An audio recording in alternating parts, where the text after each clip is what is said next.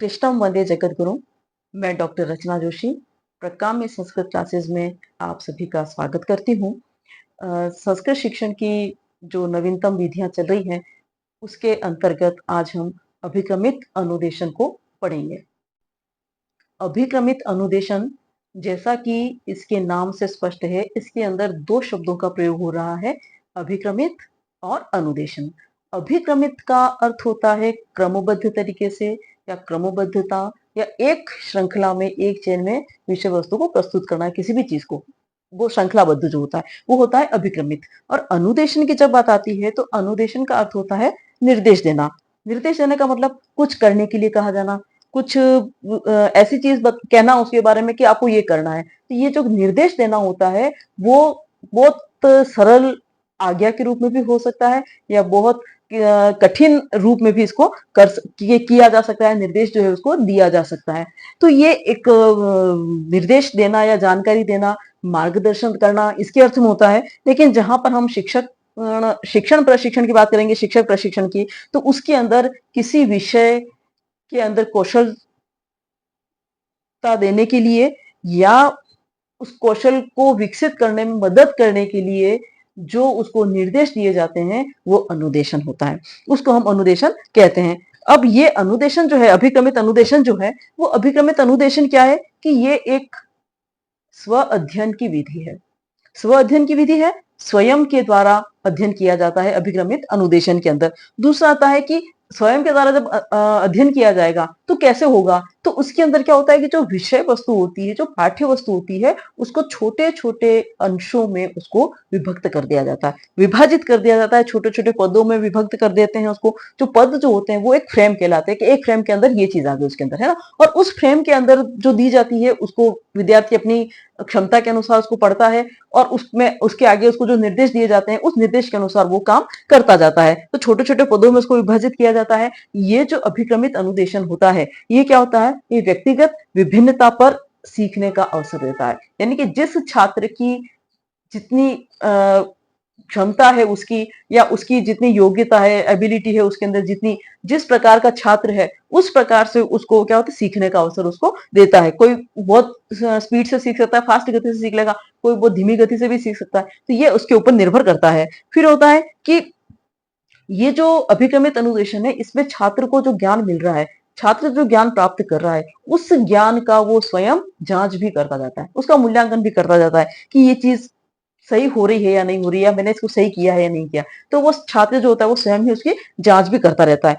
इस अभिक्रम के प्रतिपादक के रूप में अगर हम देखें तो ये अमेरिका के जो वैज्ञानिक रहे हैं, मनोवैज्ञानिक रहे हैं, B.F. स्किनर, इन्होंने इस अभिक्रमित अनुदेशन को दिया है।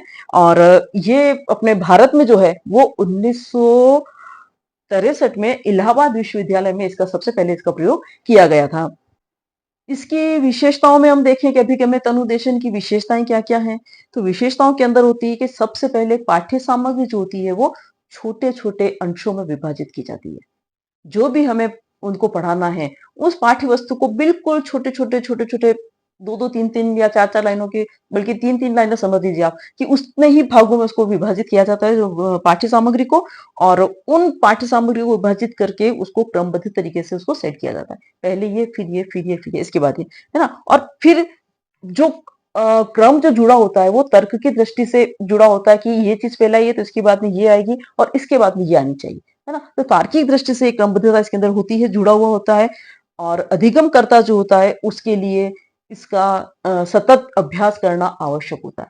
जब तक वो इसका सतत अभ्यास नहीं करेगा वो इसको नहीं सीख पाएगा, तो उसको निरंतर उसका अभ्यास करना आवश्यक होता है।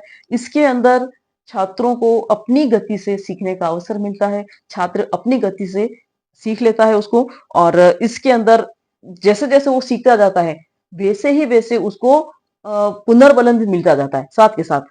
अगर वो सही कर रहा है तो उसको सही सकारात्मक पुनर्बलन मिलेगा, अगर वो सही नहीं कर पा रहा है तो उसको पुनर्बलन के रूप में उसको फिर से एक अनुदेशन प्राप्त होगा कि आपको क्या करना है आगे, है ना। वो उसको एक जानकारी दी जाएगी, मार्गदर्शन दिया जाएगा कि उसको वो चीज सही नहीं आई है तो उसके लिए उसको क्या करना है, तो वो मार्गदर्शन दिया जाता है, वो ये अनुदेशन है ये इसमें। इसके अंदर उद्दीपन, अनुक्रिया और पुनर्बलन, ये तीनों एक साथ काम करते हैं क्योंकि उद्दीपन सामने होता है। उद्दीपन को देख करके विद्यार्थी अनुक्रिया करता है और अनुक्रिया के आधार पर या प्रतिक्रिया के आधार पर उसको जो है वो प्रतिपुष्टि मिलती है, उसको पुनर्बलन मिलता है कि उसको आगे कैसे करना है और क्या करना है। तो ये एक प्रोसेस इसका पूरा चलता है अभिक्रमित अनुदेशन का। इस, इसके आगे मनोवैज्ञानिक सिद्धांतों पर आधारित है क्योंकि व्यक्तिगत विभिन्नता है, अपने क्षमता के अनुसार सीखने का उसको अवसर मिल रहा है, प्रतिपुष्टि उसको उसी समय मिल रही है, तत्काल प्रतिपुष्टि मिल रही है ना। तो इस प्रकार से ये मनोवैज्ञानिक सिद्धांतों पर आधारित रहता है।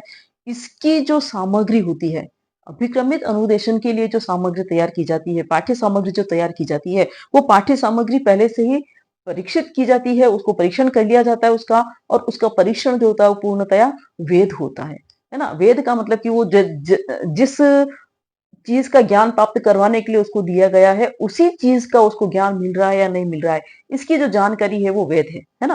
कि हमको ये चीज सिखानी है, अगर मान लीजिए कि हम बात करें कि हमें सूक्ष्म शिक्षण सिखाना है और उसके लिए अगर हमने ये अभिक्रमित अनुदेशन बनाया है, तो हमारा जो अभिक्रमित अनुदेशन क्या वास्तव में सूक्ष्म शिक्षण की ही जानकारी दे रहा है ना। इसका परीक्षण पहले ही हो जाता है, तब जाकर के ये वैधता प्राप्त करता है कि हाँ भाई, जो चीज आपको दी जा रही है वो आपको जो सिखाने के लिए कहा जा रहा है वही चीज इसके अंदर सिखाई जा रही है। तो वैधता वही होती है कि जो चीज जिसके लिए है वो उसी का मापन करता है, वो वेद है ना। तो यहाँ पर ये जो अधिगम अभिगमित अनुदेशन जो होता है वो क्या होता है, पूर्व परीक्षित भी होता है और वेद भी होता है। इसके बाद में ये निदानात्मक उपचारात्मक शिक्षण पर आधारित होता है।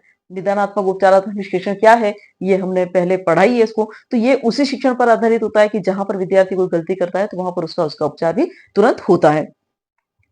अब इसकी जब बात करें कि अभिक्रमित अनुदेशन चलता है तो इसके सिद्धांत क्या है, कौन कौन से सिद्धांत है, किन किन सिद्धांतों पर ये काम कर रहा है। तो सबसे पहले इसका जो सिद्धांत आता है वो आता है लघुपदीय सिद्धांत। अब जैसा कि इसके नाम से लग रहा है कि लघुपद, छोटे छोटे पद, है ना। छोटे छोटे पदों में पाठ्य वस्तु को विभाजित किया जाता है, और ये जो छोटे छोटे पद जो होते हैं इसी को फ्रेम कहा जाता है कि 1 फ्रेम, 2 फ्रेम, 3 फ्रेम, 4 फ्रेम, है ना। तो फ्रेम के अंदर इसको विभाजित करके इसको पढ़ाया जाता है। दूसरा आता है इसके अंदर सिद्धांत जो आता है वो आता है सक्रिय अनुक्रिया का सिद्धांत। सक्रिय अनुक्रियता का सिद्धांत क्या है कि जो विषय वस्तु उसको दी गई है और जो पाठ्य सामग्री उसको दी गई है, उस पाठ्य सामग्री के आधार पर जो प्रश्न उसको दिए गए हैं, उस प्रश्न का वो क्या करेगा, तुरंत उत्तर देता है। तो सक्रिय अनुक्रिया है कि पढ़ते ही प्रश्न का उत्तर देना है, पढ़ते ही प्रश्न का उत्तर देना है, वो उसके अंदर उसको दी जाती है। तो इस प्रकार से सक्रिय अनुक्रियता का सिद्धांत अनुक्रिया का सिद्धांत काम करेगा हमारा। इसके बाद में तात्कालिक प्रतिपुष्टि का सिद्धांत काम करता है कि जब विद्यार्थी अपनी अनुक्रिया व्यक्त करता है, अपनी प्रतिक्रिया देता है, अपने प्रश्न का उत्तर देता है, तो उस उत्तर को देते ही उसके सामने उस सही या गलत उत्तर का उसके सामने आ जाता है, आंसर आ जाता है उसके सामने कि हाँ आपने किया है ये सही है, अगर गलत है तो गलत है ना। तो ये जो होता है कि उसकी सही उत्तर की पुष्टि तुरंत हो जाती है। और अब जब सही उत्तर की पुष्टि उसको होती है तो ऐसी स्थिति में जो सीखने वाला होता है उसके मन में क्या होता है, एक संतोष की भावना आ जाती है कि हाँ चलो मैंने इतना सीखा कि मुझे ये सब चीज आ रही है, और उसको एक कहीं ना कहीं एक दूसरी एनर्जी मिलती है या एक नई शक्ति मिलती है, ऊर्जा मिलती है कि वो एक नई चीज को सीखने का प्रयास करता है, उस चीज को पढ़ करके आगे नई चीज को। तो तत्काल प्रतिपुष्टि साथ के साथ होती है। और इसके बाद में स्वगति का सिद्धांत जो होता है, इसमें विद्यार्थी जो होता है वो अपनी गति के अनुसार सीखता है ना। और फिर आता है परीक्षण का सिद्धांत कि जहां पर अधिगम करता जो होता है वो अपनी गति के अनुसार अपना परीक्षण करता रहता है।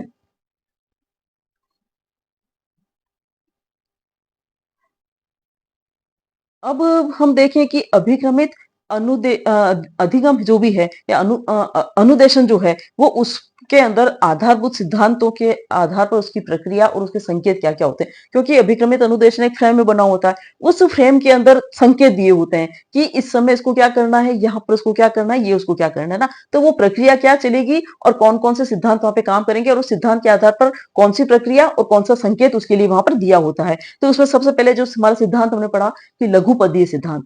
अब उस लघुपदीय सिद्धांत के लिए क्या मतलब है उसको कि उस जो पद बनाया गया है, जो फ्रेम बनाई गई है, उस फ्रेम या पद को उसको पढ़ना है तो उसके आगे आर लिखा होगा। आर का मतलब होता है रीड करना, पढ़ना उसको, READ है ना। तो रीड लिखा होगा, तो अब रीड यानी पढ़ना उसको। तो वहां पर जब वो फ्रेम उसके सामने आ रही है, उसके आगे आर लिखा है, तो इसका मतलब क्या हुआ कि इसको वो पढ़ना, ये संकेत दिया हुआ है। दूसरा आता है सक्रिय अनुक्रिया का सिद्धांत, जहां पर कि उसके लिए आगे राइट लिखा होगा, डब्ल्यू लिखा होगा। डब्ल्यू का मतलब होता है राइट, यानी कि यहाँ पे उसको आंसर लिखना है। प्रश्न पूछा गया है और वहां पर वो क्या करेगा, उसका आंसर देगा, तो वहां पर लिखने का संकेत दिया जाता है।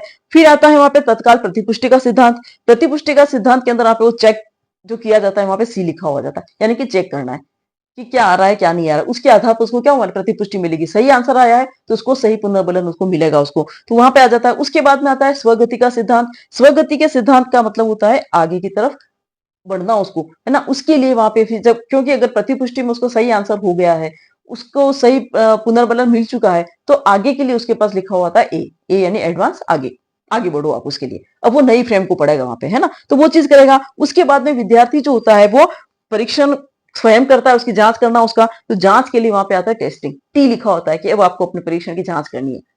अधिगम पूरा हो चुका है, यहाँ तक आपका अभिक्रमित अनुदेशन जो दिया गया है वो यहाँ पे पूरा हो गया है, और अब आपको यहाँ पे इसकी जांच करनी, तो वहां पे टी लिखा होगा। तो आर, डब्ल्यू, सी, ए और टी ये संकेतात्मक अक्षर हैं, जो कि उसको ये दिखाते हैं कि उसको किस समय में क्या क्रियाएं करनी है। इससे इसको स्पष्ट हो जाता है।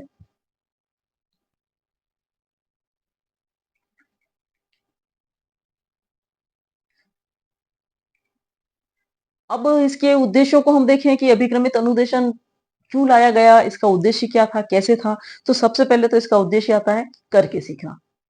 विद्यार्थी जब स्वयं करके सीखता है तो वो ज्यादा सरलता से भी सीख लेता है, और ज्यादा उसका ज्ञान जो होता है वो स्थायी बन जाता है उससे। तो दूसरा उसका उद्देश्य आ जाता है स्वगति से सीखना। उसकी जितनी क्षमता है उसके अनुसार उतना उतना वो सीखेगा, स्वगति से सीखता है। फिर अध्यापक की उपस्थिति जो होती है वो वहां पर अनिवार्य नहीं होती है, क्योंकि उस सारे निर्देश उसके अंदर दिए हुए हैं, तो उसके अनुसार अध्यापक की उपस्थिति की जरूरत भी नहीं होती है, समाप्त, यानी कि अध्यापक की उसको वहां आवश्यकता नहीं होती है। तीसरा आ जाता है कि तर्कपूर्ण ढंग से और नियोजित ढंग से विषय सामग्री को प्रस्तुत किया जाता है, कि पहले क्या है, फिर क्या है, फिर क्या है। तो इस तरह से छोटे छोटे फ्रेम में उसको प्रस्तुत किया जाता है। और सबसे महान या बड़ा उद्देश्य कहते हैं कि स्व मूल्यांकन का उद्देश्य, जहां पर विद्यार्थी स्वयं अपना मूल्यांकन करता है और देखता है कि ये मेरा जो अनुदेशन किया है, जो मेरे मेरे द्वारा जो किया गया है, वो कहाँ तक मैंने उसकी प्राप्ति कर ली, और उद्देश्य की कि मैंने उसको कहाँ तक सीख लिया, ये उसको दिखाया जाता है। अब इसके अंदर देखिए हम इसके जो अभिक्रमित अनुदेशन की जो संरचना होती है, उन संरचना के अंदर मुख्य बातें कौन-कौन सी, या मुख्य तत्व या मुख्य प्रत्यय या मुख्य घटक उसके कौन-कौन से हैं। तो इसके अंदर सबसे पहले आता है फ्रेम, आता है या पद आता है, कि जो एक बार में प्रस्तुत की जाती है सारी सामग्री। विषय वस्तु का एक भाग होता है फ्रेम, यानी जितनी भी विषय वस्तु है उसकी एक फ्रेम एक भाग, दूसरी फ्रेम दूसरा भाग, तीसरी फ्रेम तीसरा भाग, है ना। तो वो एक-एक भाग के रूप में विषय वस्तु के रूप में प्रस्तुत की जाती है। और इसके अंदर सबसे पहले सूचनाएं देना, फिर दूसरा होता है उसके अंदर प्रश्न पूछना, और तीसरी बात आती है उसके उत्तर की जानकारी देना उसको। तीनों चीजें उसके अंदर आती है, यानी कि एक फ्रेम आती है, उस एक फ्रेम के अंदर तीन क्रियाएं साथ में चलती हैं।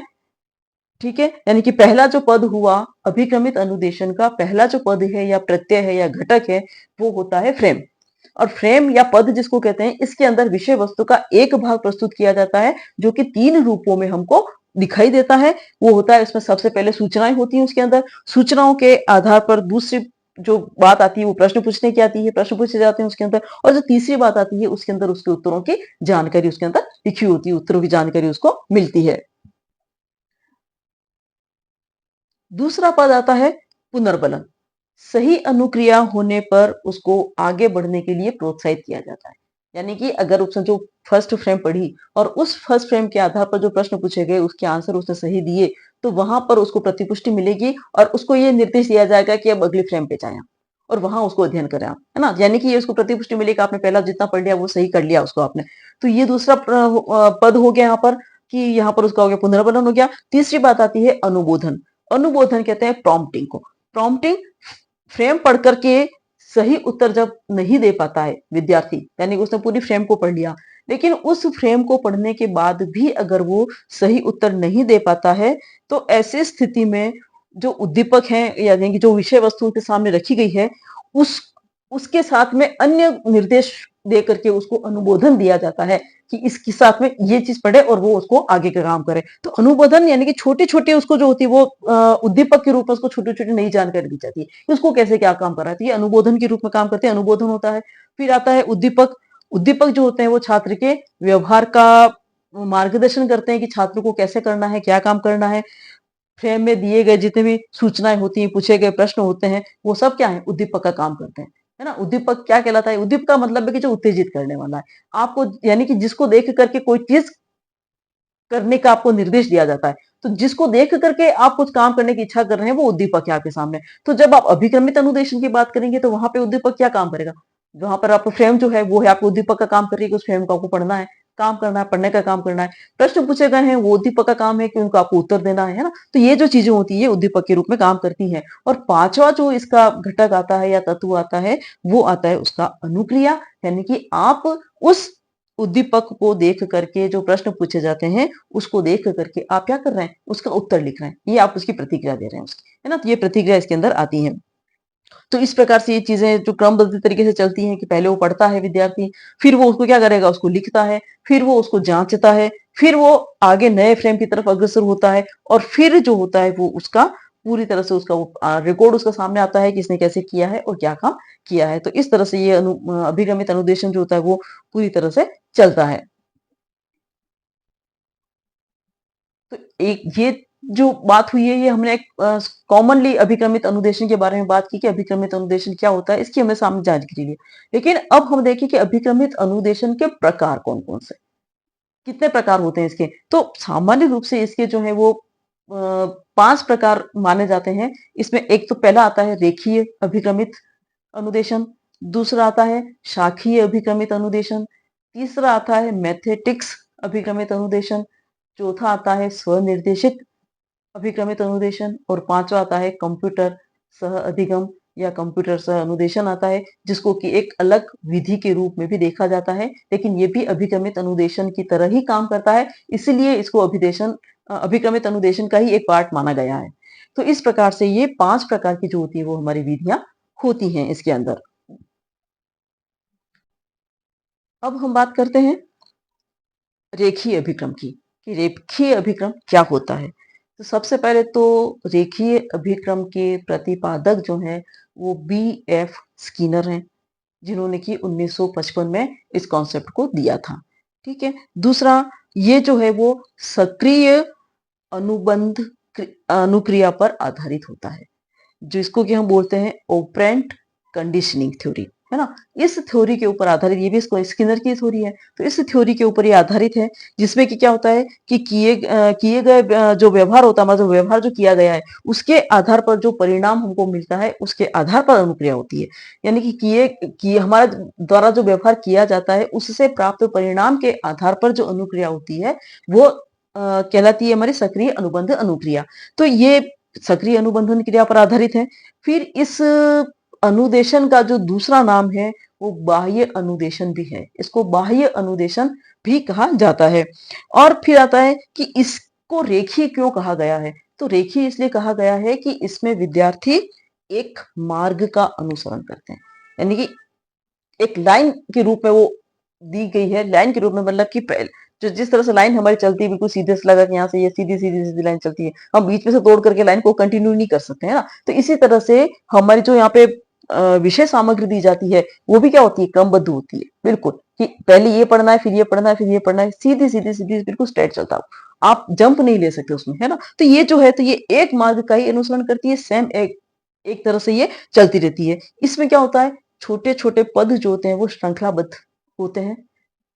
एक पद दिया, फिर उसका प्रश्न पूछा, उसकी प्रतिपुष्टि हुई, फिर दूसरा पद दिया, उसको पढ़ा, फिर तीसरा पद दिया, उसको पढ़ा, उसकी अनुक्रिया की। आपको लगातार मतलब वो चीज स्टेप बाय स्टेप आपको चलना होता है, कहने का मतलब, है ना। तो ये जो उसके अनुसार ही वो अब इसके चलता है, वो इसमें श्रृंखलाबद्ध बंधा होता है। छात्र जो स्वयं जो होता है वो पढ़ करके अनुक्रिया करता है, कि उसके सामने जो फ्रेम आई है उसको वो पढ़ेगा, उसके अंदर जो निर्देश दिए हैं उन निर्देशों का वो पालन करते हुए अपना काम करेगा, अपनी गति के अनुसार काम करेगा, और फिर अपने उसकी जो उसने टेस्ट दिया है या उसने जो प्रश्न किया है उसका वो चेक करेगा, परीक्षण करेगा, और उसके बाद में अगर उसको आगे बढ़ने का आदेश मिलेगा, तब वो आगे बढ़ेगा उसके अंदर। तो ये एक लाइन के रूप में ये चलता है पूरा, है ना, इसलिए इसको एक ही कहा गया है। और जब उसको वो परिणाम सही आता है, तब वो नए फ्रेम की तरफ वो अग्रसर होता है। तो इस प्रकार से सबसे जो पहला पद जो होता है वो उसका पूर्व व्यवहार है, जहां पर कि वो कुछ नहीं सीखा है। फिर दूसरा आया पद आया, फिर तीसरा पद आया, फिर चौथा पद आया। इस तरह से जितने भी पदों में उस विषय सामग्री को विभाजित किया गया है, जब वो अंतिम पद पर आता है, तब उसका जो होता है वो अंतिम व्यवहार होता है। यानी कि पहले का जो पूर्व व्यवहार है और अंतिम व्यवहार, वहां तक आते आते आते उसके व्यवहार में क्या परिवर्तन आया, वो हमें अंतिम व्यवहार में जाकर ये पता चलता है उसका। तो ये एक तरह से वो जो होता है वो रेखीय रूप में चलता है, रेखा की तरह चलता है, क्रमबद्ध तरीके से चलता है, इसीलिए इसको जो है वो रेखीय अभिक्रमित अनुदेशन कहा जाता है।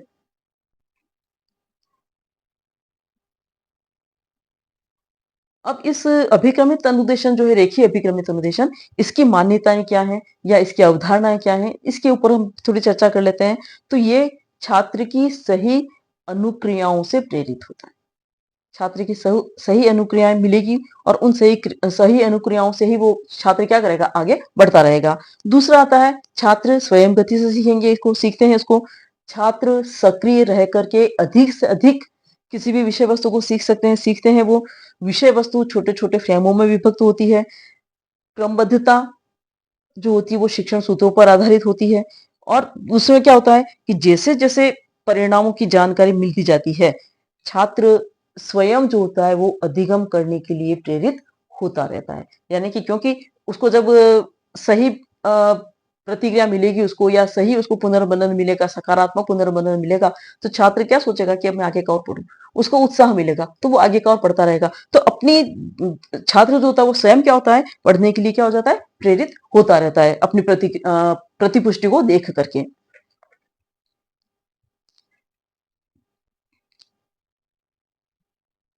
और जब छात्र सही प्रतिक्रिया देता है, तो सही प्रतिक्रिया देते ही उसको तुरंत पुनर्बलन भी उसको मिलता है। अब रेखीय अभिक्रम का जो स्वरूप है, उस स्वरूप को अगर हम देखें तो इसको छोटे छोटे भागों में तो बांटा ही जाते हैं, है ना। तो इसमें तीन जो बातें होती है वो मुख्य होती है, तीन तत्व जो है वो मुख्य होते हैं। इसमें सबसे पहला होता है उद्दीपन।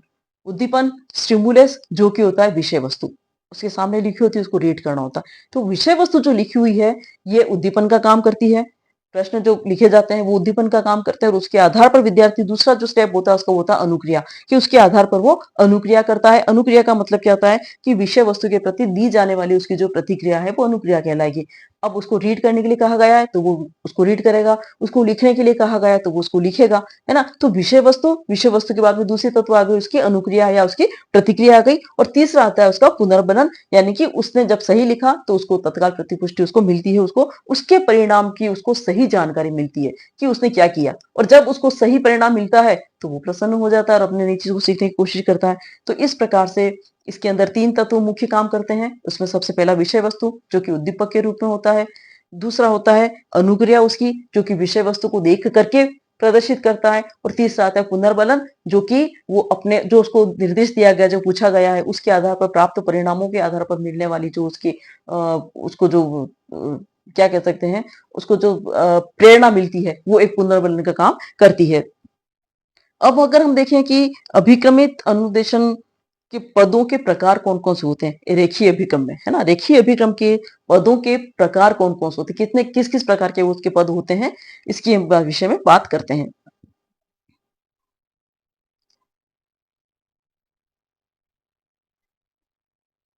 तो रेखीय अभिक्रम में सबसे पहला जो पद आता है वो पद आता है प्रस्तावना पद।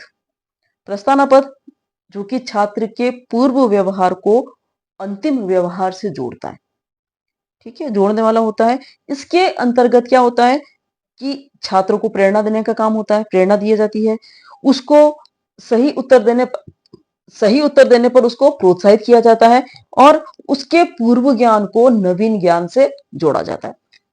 ये तीन चीजें इसके प्रस्तावना पद के अंतर्गत आती हैं, जिसमें कि छात्र के पूर्व व्यवहार को अंतिम व्यवहार से जोड़ने का प्रयास होता है। और इसमें सबसे पहले छात्रों को प्रेरणा देना, दूसरा आता है उनको उत्तर के लिए प्रोत्साहित करना, और तीसरा आता है उनके पूर्व ज्ञान को नवीन ज्ञान से जोड़ना।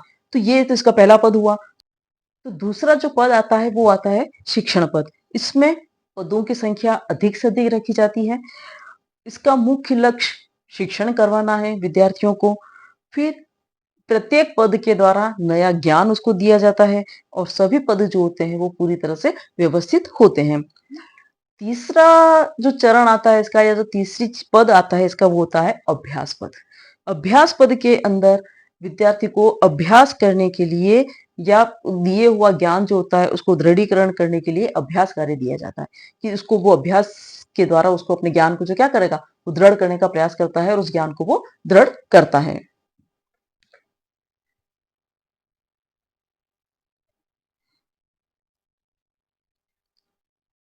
और चौथा पद जो इसका आता है वो आता है परीक्षा पद। परीक्षा पद के अंदर छात्र ने जो संपूर्ण सीखा है, संपूर्ण ज्ञान जो प्राप्त किया है, उस ज्ञान का वो मूल्यांकन करता है। इसके अंदर सही अनुक्रिया देने के लिए छात्र को कोई मदद नहीं की जाती है। अभ्यास कार्य होता है उसका, या वो जब वो सीख रहा होता है स्वगति से, तो वहां पर उसको पुनर्बलन दे करके, उसको अनुबोधन प्रॉम्प्टिंग करके, उसको अनुबोधन दे करके, उसको उद्दीपक वाक्य दे करके उसको क्या करते हैं, उसकी मदद करते हैं। लेकिन जहां पर परीक्षा की बात आ जाती है, तो उस परीक्षा की बात आने पर वहां पर उसको किसी भी तरह की कोई सहायता नहीं दी जाती है और सीखे हुए ज्ञान की उसकी परीक्षा ली जाती है, उस परीक्षा होती है उसकी। अब इसकी जब रेखीय अभिक्रम की विशेषताओं की बात करें कि रेखीय अभिक्रम की विशेषताएं क्या-क्या है, तो इसके अंदर सबसे पहले जो आता है वो एक रेखीय विधि है, यानी कि कंटीन्यूअस वो रेखा की तरह चलती है। पहला फ्रेम प्रश्न, प्रतिपुष्टि, दूसरा फ्रेम प्रश्न, प्रतिपुष्टि, तीसरा फ्रेम प्रश्न, प्रतिपुष्टि, एक लाइन में एक जैसा वो चलता रहता है। तो ये एक रेखीय विधि है। एक समान पथ है, सभी छात्रों के लिए एक जैसा ही ये मार्ग है कि सबको इसी मार्ग का अनुसरण करते हुए अपना अभिक्रमित पूरा करना होता है। इसमें अनुबोधन का प्रयोग किया जाता है कि जहां पर विद्यार्थी को कठिनाई आती है वहां पर उसको उद्दीपक, कुछ नए उद्दीपक दिए जाते हैं कि जिसको वो पढ़ करके और अपना नया काम करता है वो। फिर नियंत्रित अनुक्रिया होती है, उसको ये बताया गया है कि उसको किस समय कितना कैसा काम करना है, वो उतनी ही अनुक्रिया करता है वो। उसको तत्काल प्रतिपुष्टि मिलती है, पृष्ठपोषण का विशेषता इसके अंदर। फिर वो अपनी स्वगति से सीखता है, ये उसकी सबसे बड़ी विशेषता है इसके अंदर। उसका अधिगम जो होता है वो प्रभावी होता है। छात्र जो होते हैं वो सक्रिय रह करके काम करते हैं, सक्रियता से सीखते हैं। अपना खुद का अध्ययन स्वयं करना सीखता है विद्यार्थी। उस हर चीज को, हर विषय वस्तु को पूर्णतया स्पष्ट करने की क्षमता इसके अंदर होती है, इस रेखीय अभिक्रमित अनुदेशन। और मनोवैज्ञानिक सिद्धांतों पर ये आधारित होता है। तो ये रेखीय अभिक्रमित अनुदेशन की अपनी। और अगर जब हम इसकी सीमाओं और दोष की बात करें, क्योंकि गुण है तो दोष तो स्वाभाविक ही है इसके, तो इसकी जब हम दोष की बात करें कि दोष क्या है,